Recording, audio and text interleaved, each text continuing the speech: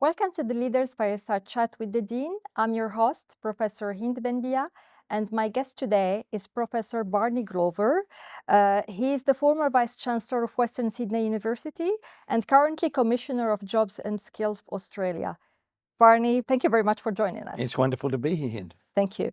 So you started your career as a school teacher. I did. Before moving to the university sector, you held senior leadership positions in Ballarat and Curtin University before becoming Deputy Vice Chancellor at the University of Newcastle, then Vice Chancellor at Charles Darwin University, then Vice Chancellor at Western Sydney University, and currently Commissioner of Jobs and Skills Australia. So looking back across your diverse career trajectory, which traits and skills do you believe were the most key in shaping these career transitions in diverse senior leadership roles? It's a very good question. I've been very fortunate, first of all. I think that anyone who is fortunate enough to become a Vice Chancellor of an Australian university has had a little bit of luck along the way, number one. And I firmly believe that mentorship is a crucial part of any successful journey. And when you have wonderful mentors that I had at critical moments of my career, when my career path could have moved in different directions, but the one I chose, I was fortunate to have leadership and mentorship that I greatly admired. And as a result of that, my career, I think, has moved through various stages with a great deal of support. So a little bit of luck and to a certain extent, great mentorship are key. I've also been in education a long time. Some would argue up until I left Western Sydney University, I'd never been out of education since I was about 5 years of age. So education's been a big part of my life. And in many ways, it reflects my personal commitment, particularly to uplifting all Australians to achieve their greatest potential. And that's partly what we do at Jobs and Skills Australia when it comes to the workforce and the national skills system. So skills along the way, I think as a teacher and an academic, there's a great deal of resilience, there's a great deal of commitment, there's a great deal of deep passion for what you're doing, and an ability to overcome the challenges you face. I think they're all skills that contribute to leadership.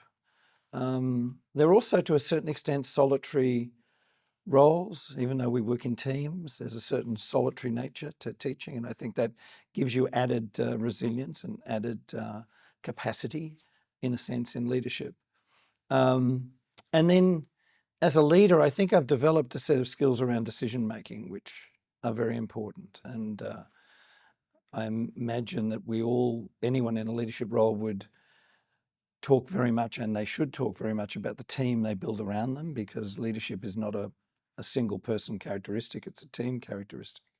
But there are times when a leader needs to step up and make a decision on the best advice available to them. And I think that sense of listening, assessing evidence and making decisions is an important skill set to have for any leader. And of course, then to acknowledge when you don't get it right and correct what hasn't worked and celebrate what has. Sounds great. So you refer to resilience and adaptability as one of the key dimensions that help you actually navigate diverse contexts and sit in diverse universities. And you refer to strategic thinking as a key trait also and skill that is important for senior leadership role and managing a team, etc. So how about a relationship building and having key relationship with diverse stakeholders? Is it something which is as crucial to strategic leadership? Where would you put it? It's absolutely vital. I mean, we don't work in an isolation. A team, the dynamics of a team, the relationships in a team, in a leadership role in a university or in any organization, those relationships are crucial. And I have, experienced environments in institutions where that team context and that ability to develop the right sort of relationships hasn't been as strong as it should be. And in those circumstances, you can see that drags the organization back. So absolutely, relationship building is vital. And as a vice chancellor, relationships are crucial in the external environment. every stakeholder that you can imagine comes into contact with universities. So it's our politicians at a local government level, at a state government level, at a national level are vital to that. The business community is vital to it in so many ways. Philanthropy is crucial in building the opportunities to develop the university. All of these, along with community organisations and government bureaucracies and agencies, all are vital. So relationship building, hugely important. Without it, you can't be an effective leader. So it's right up there. But it's interesting you talk about strategic thinking, because I think this is a really interesting concept. I'm not sure exactly what strategic thinking is, to be frank, because at times you make very important and decisive decision making that might be very operational. Yeah. But at the time, it might be crucial to the effective delivery of strategy. And at times you make decisions with a tactical lens. So it's not necessarily about the long-term vision that a strategy should be delivering, but it's to maneuver in a complex, competitive environment. So your decision-making can be quite tactical. Strategic thinking, I think, is important, but I think at times we overstate it against the tactical and the operational, because at various moments they're just as decisive and just as crucial, provided you have a vision, provided you have a strategic lens and an environment you're navigating in where that strategic context is well articulated.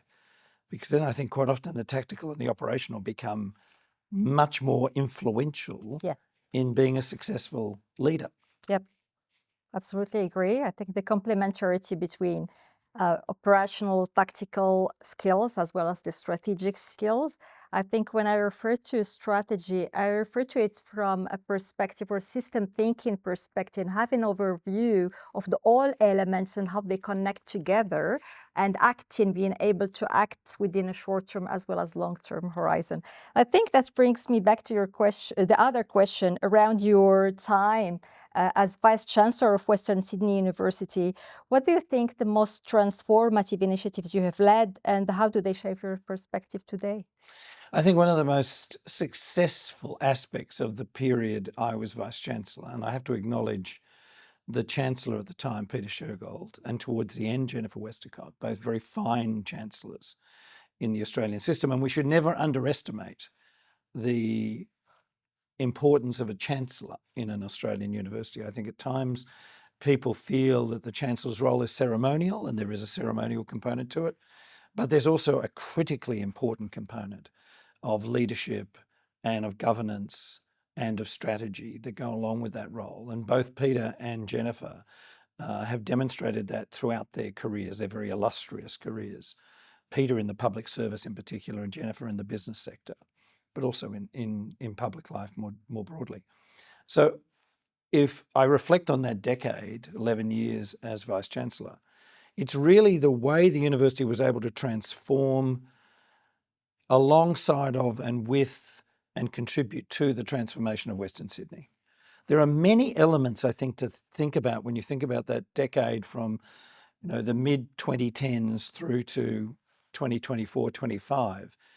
I don't think you'd find many regions in the world where the urban renewal has been so dramatic and so extensive in only a decade. And it commenced really when I arrived in 2014, the Treasurer at the time, Joe Hockey, was announcing the second airport for Sydney. And importantly, Anthony Albanese, who was the Shadow Minister for Infrastructure, indicated this would be a bipartisan. There'd be bipartisan support for this new airport at Western Sydney. Now look at what we have now. That airport is literally months away from commencing. It will be very quickly 5 million passenger transits a year. But what it stimulated in terms of transport infrastructure in Western Sydney and the connectivity of the region was enormous. It sowed the seed of metro. It sowed the seed of improvements in our transport system. But it also sowed the seed for a number of other big and significant changes. And the university worked in that context. Parramatta Square, where we are at the moment, this was literally a very ordinary, Australian second-tier city centre on the outskirts of Sydney. It is now a world-class city by any measure. Yeah. Anyone who comes through Parramatta Railway Station and walks into Parramatta Square will think, am I in Singapore? Am I Hong Kong? Where am I? This is a world-class transport system. I'm walking into a world-class environment. Western Sydney University contributed that with One Parramatta Square. A big step to take. Education as an asset class rather than capital investment by the university. There were many things that were quite challenging and courageous, I think, for the university to do, but that led to a number of other major infrastructure projects over the decade. Westmead is significant in that regard, and it finished with Bankstown. So in that context, you see a university that had moved very rapidly to being a very high quality, community-focused university in the West to being a global university in many ways, and really a key partner with the airport, with the Powerhouse Museum, a key partner in the revitalisation of this region. And there was another, I think, key contribution we made, and that was to change the narrative of Western Sydney. Yeah. From a deficit model to a strengths-based model for this region. You had business leaders in this region, community leaders, and myself and others saying, no, there are great strengths in this region and we should harness those and celebrate them. Yes, there are challenges, we can work our way through those. Mm-hmm. But importantly, that sense of uplifting aspiration in this region with a world-class university in facilities that were as good as any university in the world, I think that's an incredible legacy for Peter Shergold and myself, and one for the current Vice-Chancellor to build on. And I think in many ways that all of the other challenges, we had COVID to deal with, we had many things to deal with, but I think that ability to be standing in this precinct a decade later with Lang Walker having delivered incredible infrastructure here, I think shows this is a world-class precinct and the university catalysed that. Universities are placemakers. Yep. As you know, coming from Deakin was a great placemaker in Geelong, Warren Ponds, very much in the city of Melbourne, Collins Place. It's placemaking. Universities have this capacity to draw people around them. And of course, they have students, young people, mature age people, working through those great city centres. And I think we need more of that placemaking concept for universities in Australia. Thank you very much. So a global university with a very strong social license and also changing the dynamics around industry and collaborations. These are all fantastic achievements. You're now Commissioner of Jobs and Skills Australia, and you're actually working on national workforce policy. What are the biggest challenges you face in aligning education with the needs of the future workforce? That is a very big question. Yeah. I think the first thing I'd say is Australia's very fortunate to have a world-class tertiary education system. There's no doubt about that. Our vocational education and training system, our TAFEs are world-class. Our university system is world-class by any measure. So we're starting from a very good starting point about the skills system and its interface with our labour market. But we also have a range of challenges to overcome. And this is one thing that Jobs and Skills Australia is there to do, to highlight, well, what are the challenges? But importantly, not just to point out the challenges, but to provide the government in particular and other stakeholders with evidence-based advice about what we can do to address those challenges. Sure. And recently, our two biggest reports illustrate this. One was something close to your heart on the impact of generative AI on the Australian labour market. A very good example of JSA looking at a looming technological revolution worldwide and preemptively undertaking a detailed report to understand, well, what are the implications of this at occupational task level? And then what does the government and key stakeholders, what do they have to do to respond to that? Similarly, we completed our gender economic equality study, again, using very large data assets from the Commonwealth. We're an evidence-based, data-driven organisation, JSA. Plus our evidence includes qualitative engagement with our partners. But that was a staggeringly important study because it highlighted just how dramatic the gender pay gap is in Australia and why the gender pay gap is so significant, because we have such a gender segregated workforce in this country, and that gender segregation contributes to occupational shortage, and that impacts on productivity, and we have sluggish productivity because of that. So JSA's role, and I think the challenges we face, is how can we contribute to uplifting productivity, which comes from better labour market matching? How do we get people with the right skills in the right jobs? And the other big challenge is how do we uplift all Australians to participate in that very exciting future we have in this country? To do so, we need to encourage them into post-secondary education. And probably other major challenge is to emphasise the importance of balance in our post-secondary education profile, because in Australia we've been extraordinarily successful in uplifting the tertiary qualifications of Australians, but we have an imbalance between vocational training and higher ed. We need growth in both over the next decade and beyond, but even with AI in the mix, in many ways, even more so, but we do need to uplift the vocational education and training components. So they're the challenges. We have to emphasise to the community the importance of vet and higher ed, encourage young people to consider alternative pathways to coming into university, or alternative pathways to university, and how do we uplift productivity in an inclusive way, because productivity should not just generate economic benefits, it should generate prosperity for Australians. Sure. And you mentioned the balance between actually priorities of universities, priorities of vocational education and the industry, and they don't necessarily have the same objectives. So how do you target these three different entities in setting national skills strategies? It's an interesting observation. I mean, I think generally speaking, if you sit down with industry leaders, the union movement, we're a tripartite agency, JSA, which means we are required to consult with governments, with business, and with unions, and the community more broadly. But those three are very important stakeholders. And in doing so, to use our convening power to come together and to discuss the challenges. And overwhelmingly, people are on the same page. They understand the challenges we face. They want to work together. They each have a perspective on that. But to give you an example, I think, where we can really make progress by convening those interested parties is around what we call a suitability gap in part of our labour market. And there are a large number of occupations that are currently in shortage. But when we analyse why they're in shortage, it's not because we have a supply side challenge. We see enough people we believe are qualified for the jobs in those industry sectors, but they're not getting jobs. And when we interrogate business around, well, why aren't you employing people? They say, well, they don't have the employability skills. They don't have the communication skills. They don't have the problem-solving skills. They're not work ready.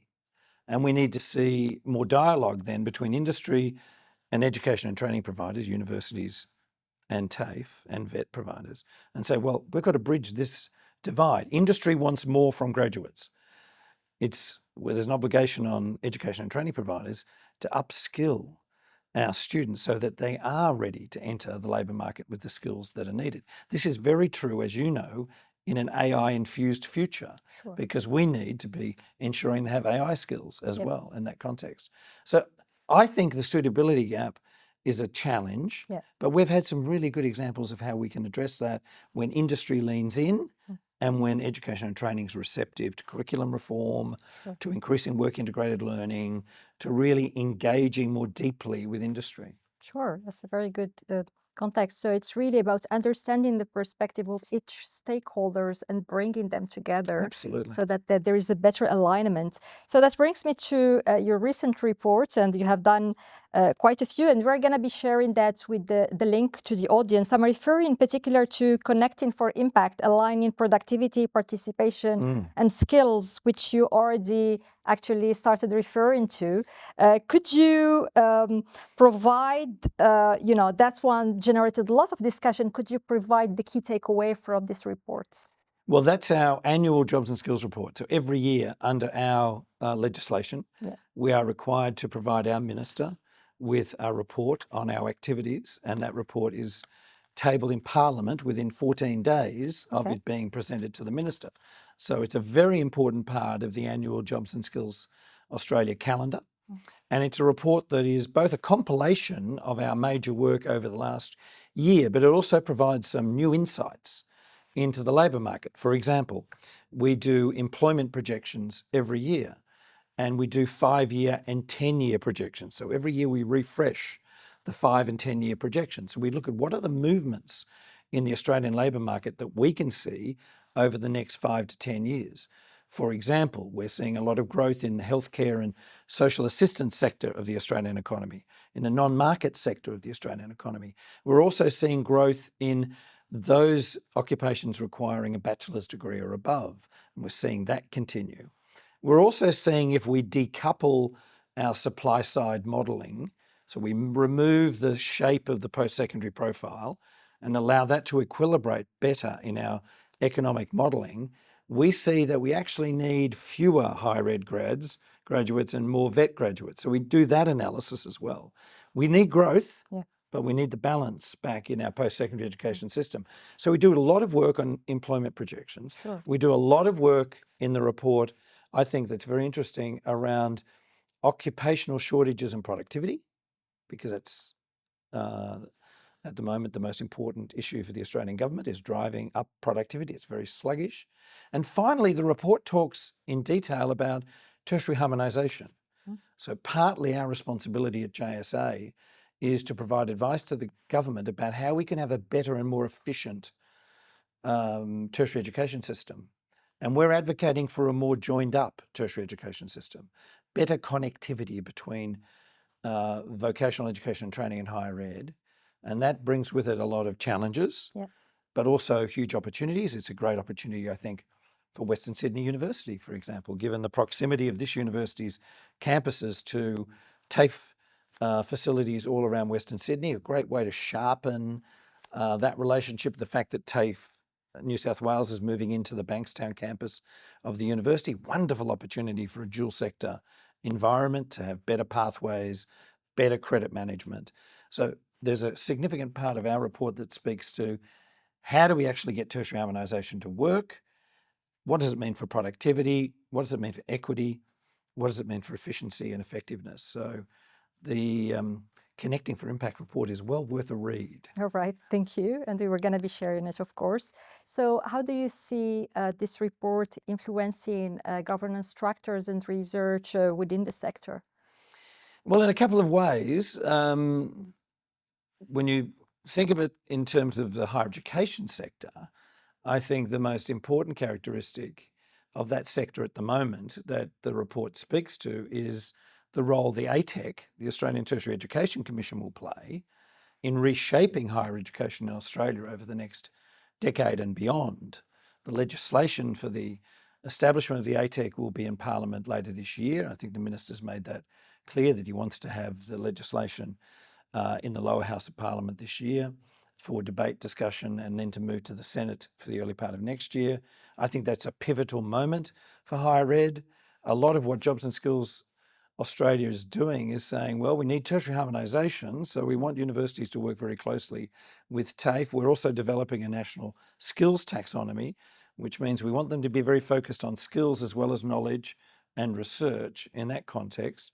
So I think the report resonates with the current challenges in higher education. It will be very interesting next year when the ATEC is established. It then will be negotiating mission-based compacts with universities for the start of the new managed growth system, funding system in 2027. So next year, when the ATEC negotiates mission-based compacts with universities, I think they'll be saying, what are you doing about tertiary harmonisation, for example? So I think the report should be resonating with Vice-Chancellors over their Christmas break. All right, thank you very much. That brings us to the conversation around artificial intelligence. Yes. So how do you see AI reshaping the education sector and the way actually we prepare students for the future workforce? This is a vitally important question, and I think it's one of the reasons I was very keen to meet with you is to talk to someone with a deep understanding of AI in the workforce. So I think it's a question you know the answer to as much as I know the answer to, but I'll speculate. What we found in our report was on our analysis of occupations at task level that the Australian labour market will face a significant level of augmentation by AI, much more significant than automation, at least in the medium term. What that means is almost all jobs will be touched by generative and agentic AI. And I think we need to acknowledge that. This is not a revolution that's going to stop. This is a revolution that will continue, and it will become even more embedded in our society, in our community, in our industry sector, in our public service, in our universities. So our report said much more augmentation. Cascading off that observation, evidence-based observation, is, well, we need to upskill all Australians to have agency in an AI-infused future. Now, to give them agency, they've got to be skilled. And the responsibility rests with our universities, with our vocational education and training providers, our school system, to ensure that all young people in particular, and we'll come to reskilling and upskilling of mature age workers in a moment, but for those moving through our education system, we need universities and TAFE and schools right now to be ensuring that AI is embedded in the curriculum, that it's not something that's separated from course content, but is embedded in it, and that students emerge from our education system AI confident. Sure. Because AI confidence is about future-proofing a career. Yeah. And it doesn't matter whether they want to be a medical doctor, or they want to be an automotive engineer, or they want to be a social scientist, a psychologist, or a business dean. They need AI skills in that context. That doesn't mean to say everyone needs to be a prompt engineer and dialogue engineer, but they need to be familiar with it. They need to be prepared to experiment with it. They need to understand the ethical boundaries. They need to be able to bring to engagement with particularly agentic AI the capacity to understand the parameters that that system operates in, and they have enough experience and support to navigate successful outcomes with agentic and generative AI. So my message to universities is a clear one. You've got to get with the zeitgeist here. And the zeitgeist is AI-infused future and an AI-skilled workforce. There was an occasion at the Australian Fin Review conference earlier this year, and I spoke about this report after Minister Clare had been interviewed, and I was watching his interview before I went up on stage to have an interview myself. And he was commenting on AI. He'd been talking to a Vice-Chancellor, and that Vice-Chancellor had told him that within 5 years, all of their graduates would be AI literate. I came on and I said, that's a terrible answer to give the Minister for Education. 5 years is far too long to wait. Yeah. This is now. Yeah. This is the next 12 months, which means a lot of work needs to be done. And I appreciate that. Fortunately, AI is there to help with that work. So it should change the way we do curriculum reform. It should be embedded in the skill set that students need as they emerge from our institutions, and they should be confident with it in all its dimensions and all its framing and all its ethical constraints, and that our economy will benefit from it and their career path will be future-proofed as a result of it. Thank you very much. I actually share that view as well. And I think having AI or digital literacy and as well as AI literacy is important. So we have been upskilling, we have been introducing that into the curriculum, both postgrad and undergrad, but also upskilling the faculty because not everybody believes that AI is essential. And the other piece is really familiarize the students and the future generation with the diverse tools that are available today and be able to pick and choose from these rather than giving one tool and saying this is the best strategy. There is an emerging view, however, which is a bit contrarian, which considers that we should not actually upskill in AI. We should not focus on AI literacy. For the reason is that AI is evolving and changing very fast, and that in a few years from now, we're going to have completely different view. And the view says that rather than focusing on AI, we should focus on the human skills that are going to make the difference. The tools are going to be there and they're going to be changing, whereas the human skills are going to be the ones that make the difference. Do you share this perspective? It's actually an interesting perspective. I think you've got to do both. It's not one or the other here. And particularly while AI is evolving, we need to ensure that young people are confident in that AI-informed way, and they'll enter a workforce where they'll have a variety of interactions with people quite often, certainly in the near term, who are a little apprehensive. Yeah. So they'll be entering a workforce where they can contribute their AI skills to contribute very carefully and in a considered way to the employment context that they're in. Flip side, one of the strongest messages that we had throughout our roundtables with business and industry, and something we're seeing through our studies of internet vacancies and recruitment activity that we do worldwide at JSA, is that the cognitive skills are more valuable than ever. Employers are increasingly wanting communication skills, critical thinking skills, problem-solving skills. The ability to learn is a crucial skill. One of the reasons that the humanities and social sciences, that in various ways are under pressure in the Australian higher education system, they should have a renaissance, because they're precisely the disciplines that commit themselves to those skills, and that their students should emerge inquisitive and curious and knowledgeable and able to manage agentic AI, but with a critical lens. So those human skills are vitally important, more so than ever. We're noticing in our analysis of recruitment advertising that we're seeing much more movement towards skills-based recruitment rather than qualification-based recruitment, and much more about human skills and less about technical skills. Sure. So both of these things are needed. Yeah.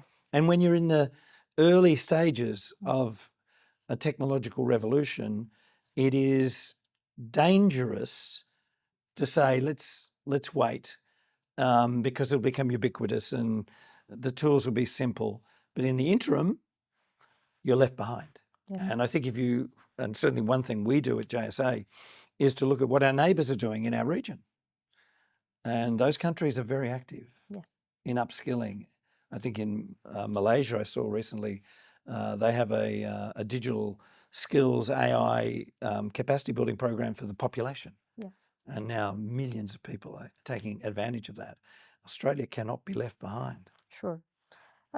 So you have been recognized for your engagement with First Nation Australians as well as disadvantaged communities. How do you ensure equity remains central to future skills and education policy? I have been fortunate in my life,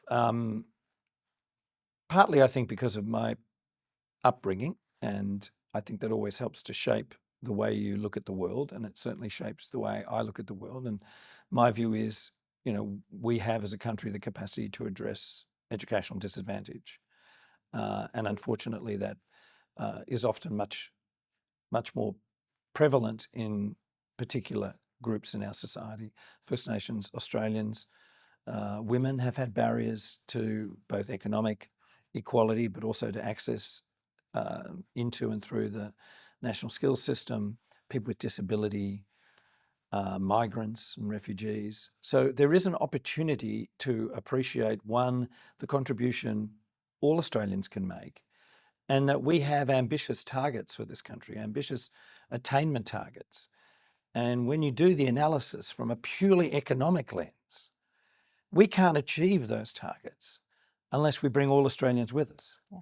So it is fundamental to the great opportunities ahead for us in Australia that we ensure that we bring all Australians with us, and we understand the circumstances and the barriers that some people face, and we directly address those barriers.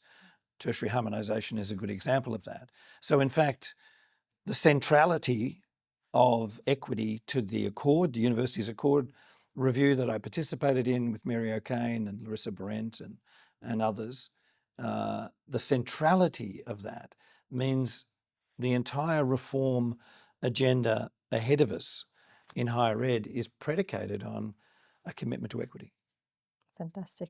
So you referred at the beginning to the importance of partnership. Partnership, of course, could be domestic and international. What does it play in terms of shaping the future of higher education? One of the key aspects of the reform agenda underway in Australia, which I think we're still not adequately grappling with about what it means, is we are moving from a higher education sector which is largely characterised by marginally funded, demand-driven student load in a competitive domestic environment. And we're moving to a situation where we'll have progressively full funding and we will have management of load across a system. So we're moving from a sector to a system. And it's important when we make that transition to discuss what is a system, what are the characteristics of a system, what does it look like, why is it different to a sector? Well, we believe there are characteristics of a sector, of a system. For example, collaboration and partnership are much more characteristic of a system. And we want to encourage more collaboration and partnership. If you remove some of that high-level competitive edge that I think impacts on the vitality of higher ed in Australia, if we remove that, then we can encourage greater collaboration, greater partnership between Australian universities, between universities and TAFE and vocational training providers. So I think there's an imperative that we encourage collaboration. The other characteristic of a system that we talk a lot about in the interim ATEC is sustainability, because we have some universities in Australia going through difficult financial challenges at the moment, and that's well known. And those universities have come through a difficult period impacted by a whole range of circumstances, domestic and international. Yeah. But we're entering a phase now where we need to address sustainability of our publicly funded universities and ensure that we can develop a system that encourages and develops our universities and diversifies them, and at the same time encourages greater cooperation and collaboration. Now, that's just within the system. Then you factor in the fact that we need international collaborations because Australia is not alone in the world. Yeah. And we need to be linked into Asia. We need to be linked into Europe in a big way. We have obligations to the developing world as well. The challenges with the United States are profound at the moment as the US moves through its own approach to higher ed and international partnerships. But for Australia, that's an opportunity to reach into Asia and into South Asia and into Europe in particular, in the UK. So partnership on the international stage is crucial. Australia doesn't do industry, universities don't do industry links as well as they should. So if we can take some of the tension out of competitive aspects of the system, hopefully that will mean we can encourage greater focus on community and business partnerships. It's all key. You cannot be a successful university without those partnerships being front and centre. This brings us to our next question, a futuristic one. Looking ahead to 2030, what will define a successful university and how should leaders prepare for it? A successful university in 2030. I hope in Australia we have a number of models of success and not a single model. I think that's important to know. I would be hopeful that we have smaller universities that are vibrant and successful and sustainable.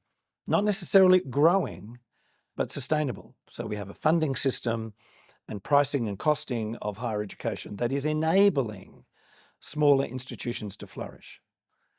I think we have very large universities by world standard. That will continue in Australia. We have very successful research-intensive universities, and that should continue.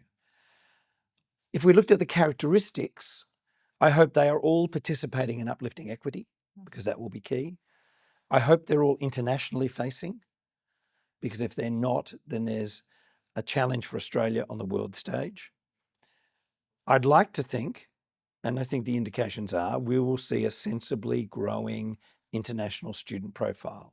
So I think universities should be looking at how they manage the domestic international balance in their institutions so they don't get out of balance, but at the same time with better funding of our domestic system, then I think there can be better balance with international.